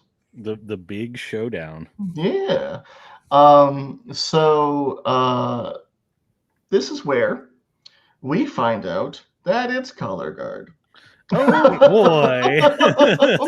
So I'm pretty sure Travis was just saving that one as a whammy for like the. It's gotta be because it is definitely because he was asked about it at the start of the pod stage, and he's like, "We'll find out." Right. So again, like I've been practicing for WTC all year, and it was widely known that Color Guard was not going to be there. So more than a majority of all of the events that I went to just straight up did not play Color Guard as a scenario. So I kid you not, I have played about 3 games of Color Guard up until this point. Mm-hmm. So every time I play Color Guard, I'm like, man, this is one time too many for Color Guard. Yep. So the entire time, the voice in my head is screaming, just don't screw up scenario so you auto lose. For the love of God, just please don't do that. So I'm like rereading it and making sure I understand and be like, okay, all right, I think I got a grip on this. Shit, I have to play against Shire Strike. Dang it. So we are on a very live scenario against an army that I have a very difficult time interacting with, and it absolutely has the capabilities of chomping through my armor with very little issue. So the only way that I avoid this is if, again, pinpointing the time that he is going to alpha me or has to alpha me, and putting up as many layers of my turtle shell that I possibly can while I'm having my little panic attack in there. So Peyton, how are you feeling approaching this game? So, for context for the viewers at home, I played Riker twice before. Yeah. My local community, for the two major armies that we're missing for consistent player base, are Orgoth and Prime Bloods. So I have no Orgoth reps outside of the 2 games I played Riker at the same event. Correct. Also, for other context, in my opinion, this matchup is heavily dependent on the go first roll. I would agree. And I have yet that only gets intensified by color guard, because color guard Correct. can be quite favorable to the first player. I would agree. So before this event, I was 0-2 on the go first roll into Riker. 0-3, baby. So one of the stats that I found so hilarious is that not to bury the lead here, but Peyton had a magnificent year competitively. I think you were like 47-5 or something. Yeah, and 47-6. Yeah, disgusting. Like, so absolutely something you should be completely proud of. And I'm looking at him like, I am 3 of those losses. This dude just doesn't know Orgoth, and that I'm just running away with it to the bank. Like, you are cabling everyone else. And so I win the roll and immediately just say, I did it, because we said earlier in the weekend that we are going to roll off. Someone is going to win the roll to go first, and the other one is going to say an expletive. Peyton was nice enough to say the expletive this time. So they did purposely set the table up to be favorable for color guard. So there were a lot of pieces of terrain within 5 of each other, so they can bounce into multiple different directions. That's usually the concern with the scenario, is that it bounces to like a piece of scatter terrain, somebody destroys it, and now it can't bounce anymore. Right. So or just one of the paths results in a lock somewhere early on, where it's like, I get to run away with this now. I'm just getting 2 free points every half turn, basically, because you can never interact with this. So we did definitely have like various paths that we can do this, but unfortunately, like we just talked about, by nature, the scenario is heavily advantaged towards the first player because they get to see where the first flag moves. So I basically just get a free 2 points on scenario because I can move the flag to someplace where Peyton's not scoring, and he can't do the same to me because I get to fully react with my army. So that is a little bit of an unfortunate part of the scenario, but whatever. I assume it's going away, so who cares? It's dead. So I get to go first. I double check some threat ranges. I run forward pretty aggressively because I need to take up as much board space as possible, because it is still color guard. There are still 250s in the middle of the table, and we have to battle over that. So at the very least, if he wants to come up and contest them, I need my dog shit threat ranges to actually threaten at least the 50s, because I'm not threatening his models. So very quickly, as you will see if you watch the VOD, Peyton asks me what my threat ranges are. And I say 10 and 11. Good God. So over to you, Peyton. Yeah. So my turn 1, I'm just running up, just staying out of threat ranges. Knowing that the next turn is going to be, he's going to feat and jam. Trying to set up to be in spots to be able to counter that. And also needing to set up either Scylla or the Vipex to be able to have a line to the Siege Trask, so I can remove the Mortal Fear, so I can reliably remove other pieces. Right. This is definitely a matchup, I will say, that you cannot fully lean on the trike because of Windstorm and my general stats, and the Garl Gas being the shield guard that you don't really want to trigger. It's a dance that we have to play. How did you stay out of threat, Peyton? They go so far. You almost got to move the full distance and still stay out of threat. But anyways, I thought that was really interesting that you're saying that, like, when you know your opponent is aggressively telegraphed in what their approach is going to be, like being able to set up saying, okay, I know what you're going to do. I'm going to set up the matchup so it'll be in my favor. And being able to, like, you get to use your full utility belt because the rock is just running forward. And so being able to set the vectors at which you're going to apply your tools, I thought was really smart and a good idea. So it comes back to me. This is my, I don't know what to do with my hands moment. It happens because this is, I am extremely inexperienced in this scenario. I am very experienced in the matchup, playing Jeff Fredrickson, Jake, and all the other Chimera players, including Jamie that weekend. So this is a matchup that I played so many times this year.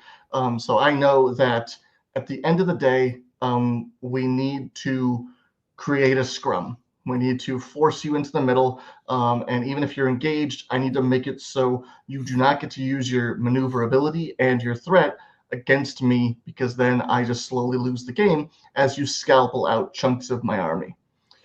So I say heck it, and feet and run.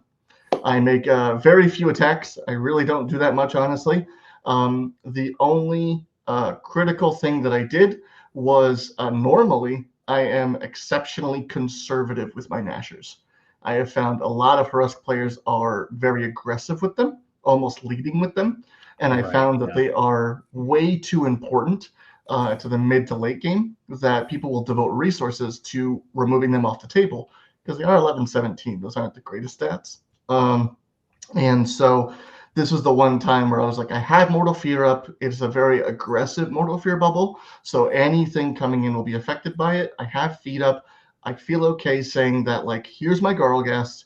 Hopefully you kill it. Maybe you don't. I don't know what's going on, but it is aggressive enough to the point where I'm forcing the issue.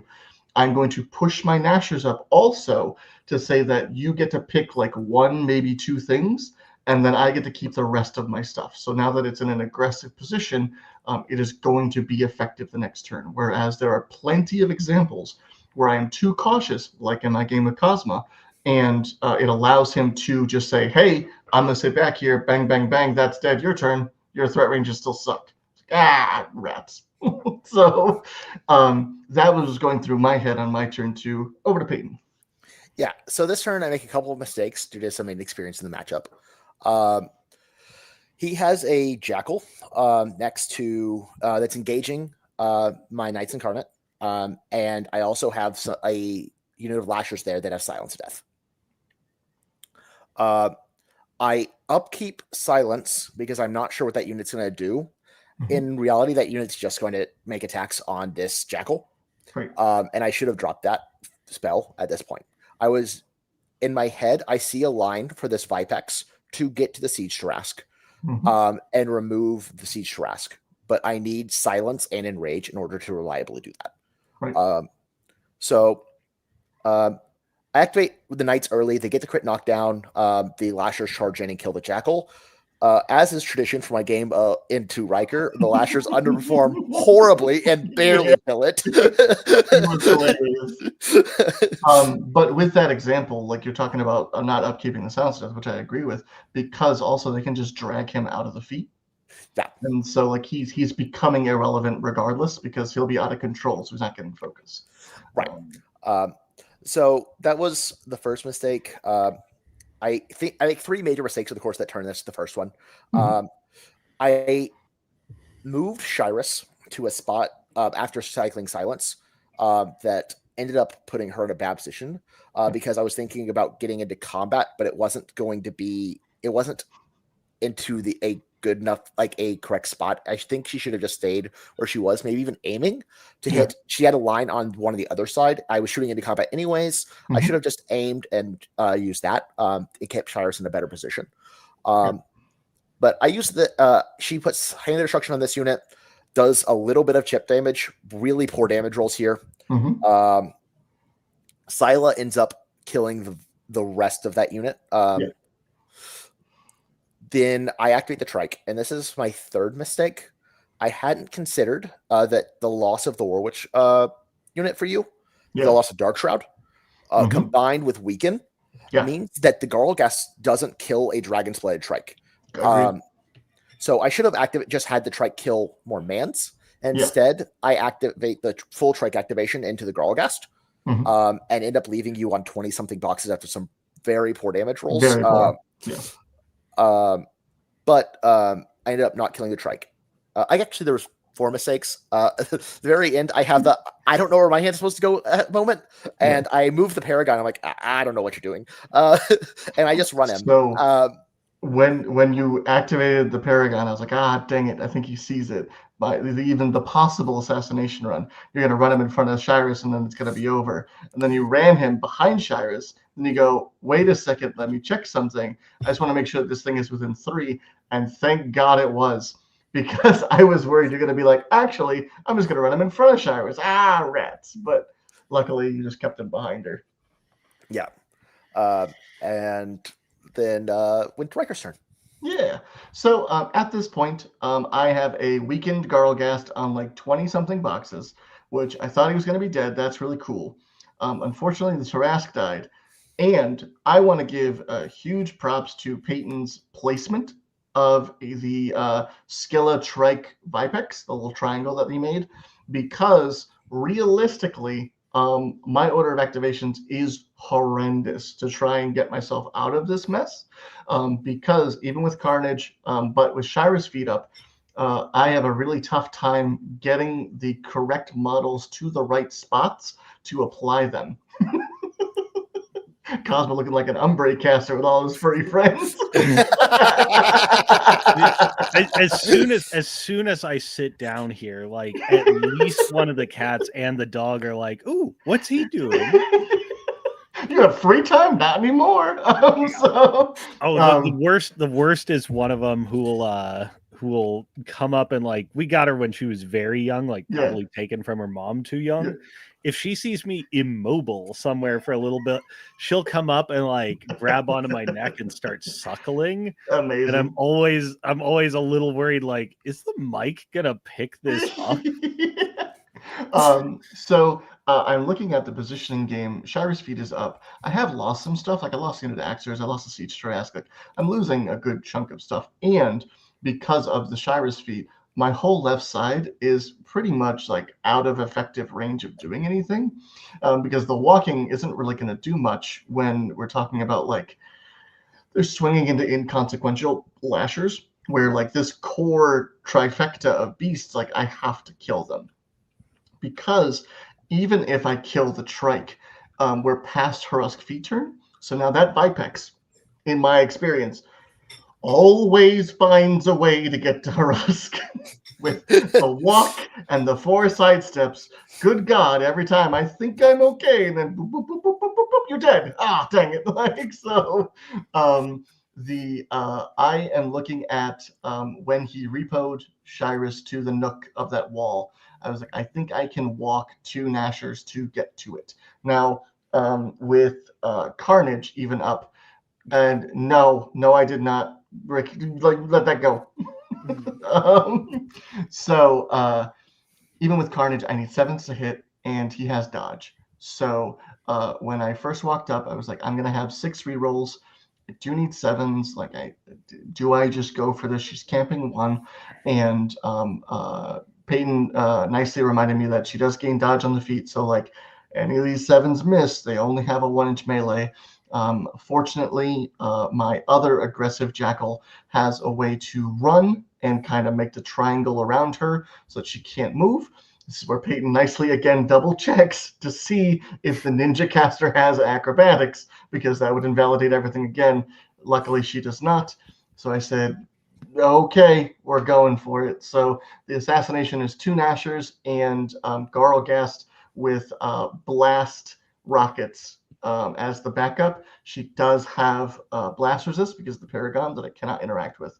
And so these would be 2 dice at dice off like 6.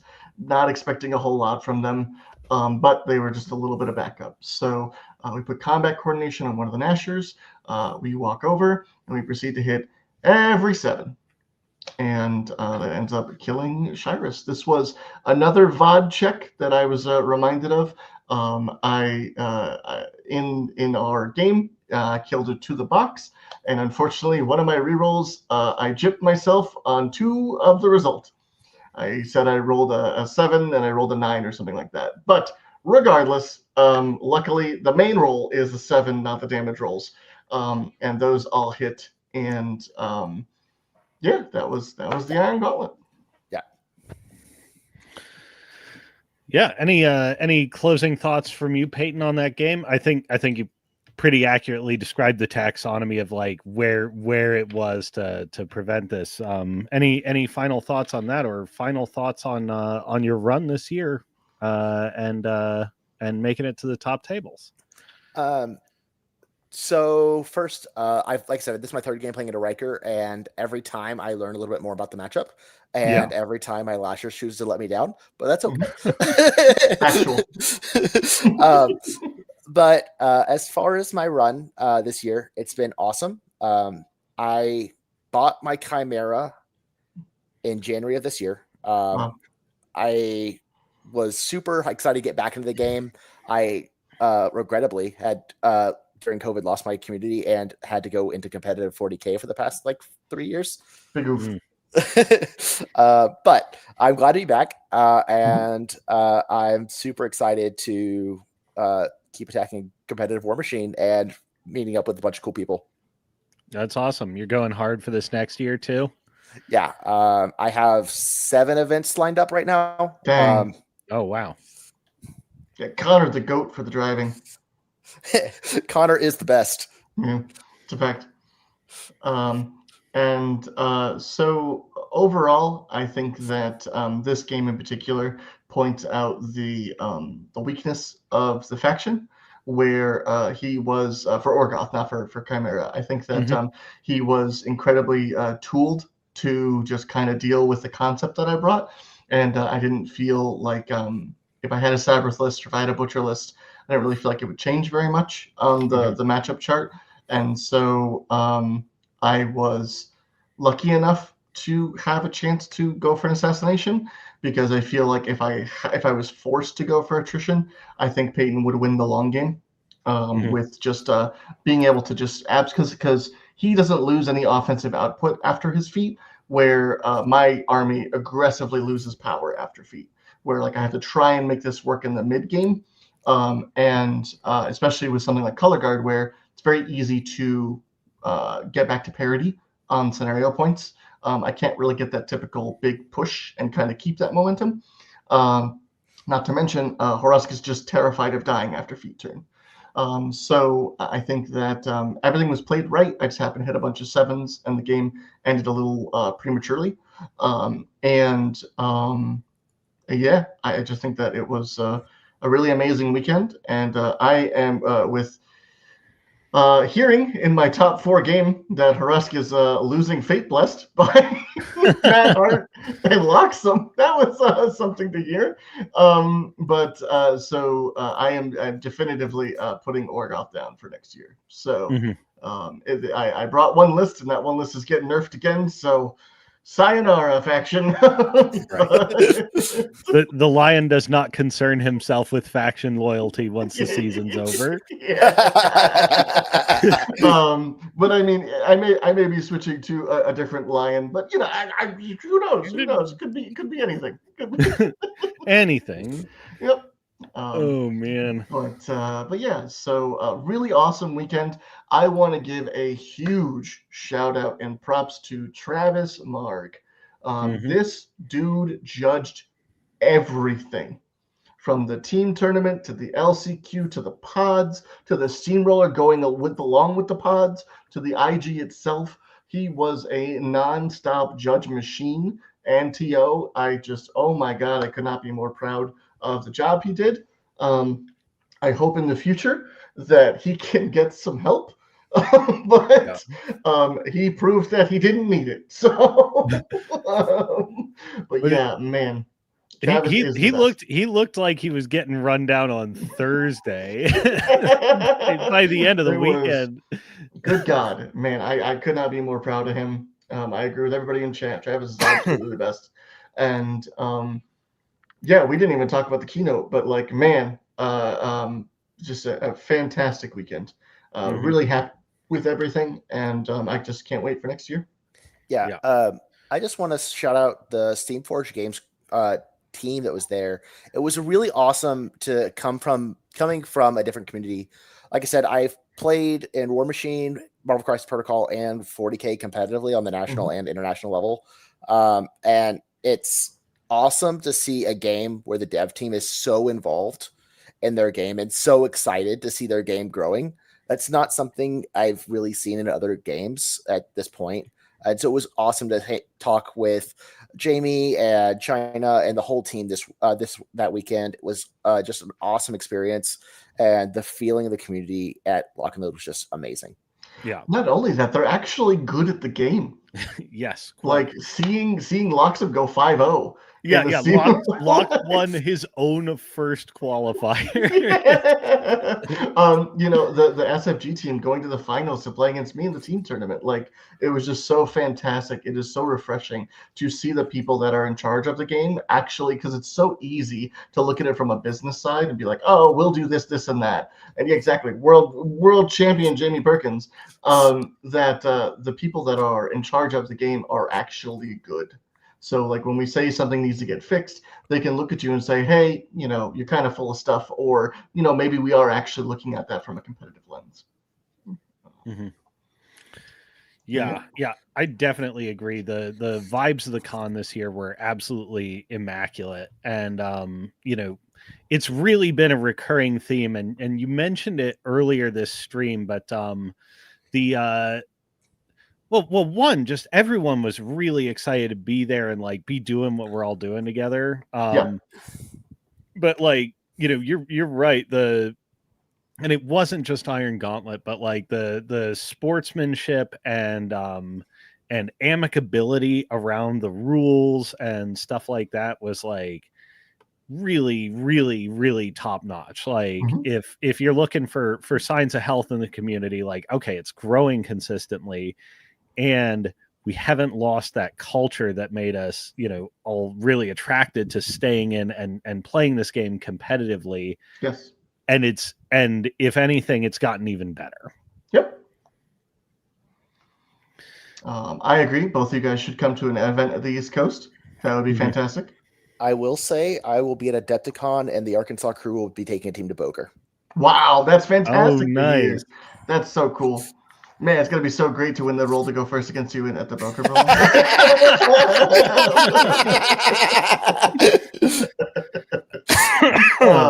But I agree. If you guys keep us posted on events in the Midwest, I think that it is, you know, it's a two-way street. We can't just expect people to come to us and us not travel either. You guys have been traveling like madmen, and it is definitely noticed. Yeah, I think you guys are crushing it as a crew. And yeah, overall, I think that the new format of the pods and everything, I think it just culminates to a really awesome experience. Yeah, it is nice that you're gonna get at least 3 games if you make it out here for this thing. Yeah, it feels really, really good. And the fact that your first loss doesn't auto put you out for the weekend. Like if you have one bad dice roll, like okay, like one bad dice game, like okay, you can recover. Right. Yeah. Well, also like theoretically, like, okay, we're gonna grab like players from different seeding brackets and stuff. Like, well, Travis could roll those dice really weird, and you get pod B. Oh, the nightmare already happened. So another big boost to SFG was the tchotchkes. Oh God! Oh sure. Did I love the tchotchkes? I got the stick set. I got the dice. I got the sweatshirt. I got the shirt. I got whatever you give me. Just give me. I already own all the models. I want meaningless things with your logo slapped on them so I can hoard them like a dragon.